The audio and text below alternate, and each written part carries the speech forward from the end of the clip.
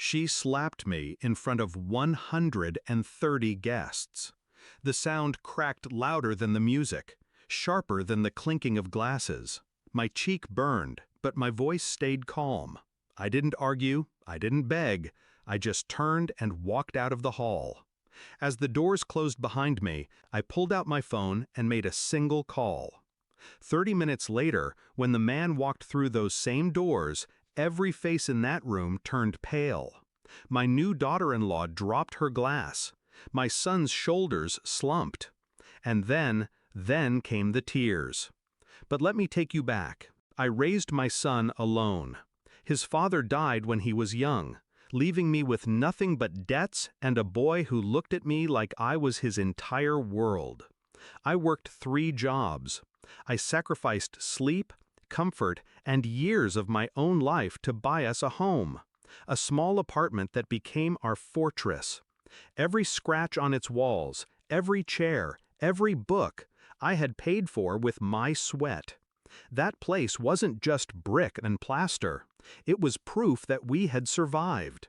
Proof that I had given my son stability, even when the world tried to take everything. So when he met her, I welcomed her. I wanted to believe she'd love him like I did. I wanted to believe he'd finally have his own family, his own happiness. I was wrong. It started small.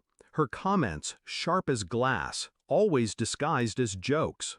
Your apartment is cozy for now. Or, you don't really need all that space at your age, do you? She wanted the apartment. She didn't hide it. She spoke about it like it was already hers. My son laughed nervously each time, avoiding my eyes. That avoidance told me everything. He had promised her my home, promised her my life's work. And instead of defending me, he stayed silent. At the wedding, under chandeliers and roses, she stood up, in front of everyone, and she demanded my apartment keys as if I were some tenant overstaying my welcome. When I refused, she slapped me. Her hand trembled. Mine did not. I left quietly, but inside, something sharp settled into place. I wasn't going to fight her. I was going to end her. The shift. I called a man I hadn't spoken to in years. A man my son didn't even know existed. His uncle. My late husband's brother. My son had grown up believing his father's side abandoned us. He never knew the truth. They wanted nothing to do with me, but they adored the boy. And while I worked 3 jobs, they built fortunes. Quietly, ruthlessly. I kept them away to protect him, to raise him without the poison of money. But that night, when his new bride slapped me, I decided to let the poison in. The man who walked into that wedding hall wasn't just anyone. He was power in a tailored suit. He was blood my son had never met but could never deny. When my daughter-in-law saw him, her face drained. She knew the type. Men who smile without warmth. Men who don't forgive. He announced himself before the room, spoke my son's name, told everyone who he was. The silence was suffocating. And then he dropped the truth. He said the apartment wasn't mine to give. He had transferred ownership to a family trust, legally, irrevocably. My son was still welcome, of course, but her? She would never touch a single brick.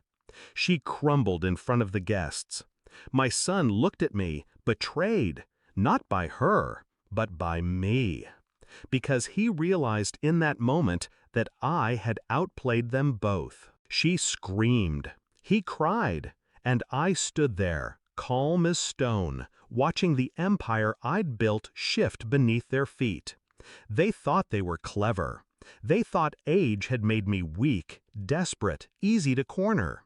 They forgot who raised this family from nothing. They forgot whose hands bled to build it.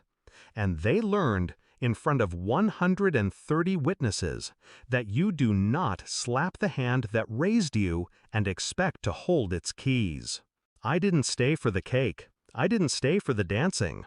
I walked out of that hall the way I walked in, alone, but lighter.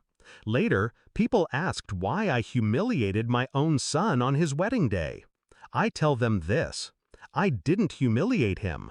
He did that himself when he chose her greed over my sacrifice. I simply revealed the truth. Revenge is not loud. It's not about fists or screams. It's about timing. It's about control.